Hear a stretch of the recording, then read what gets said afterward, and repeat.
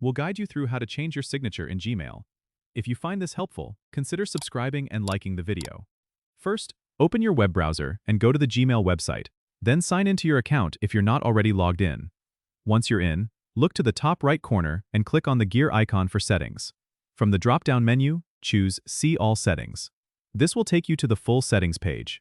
Here, you need to click on the General tab if it's not already selected. Now, scroll down until you find the Signature section.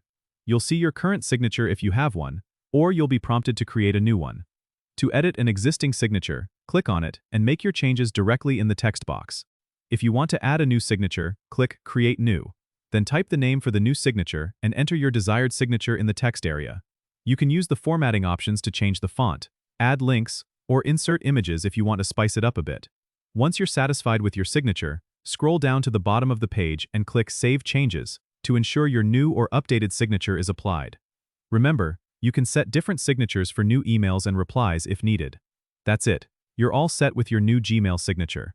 Don't forget to subscribe and comment if this helped you out.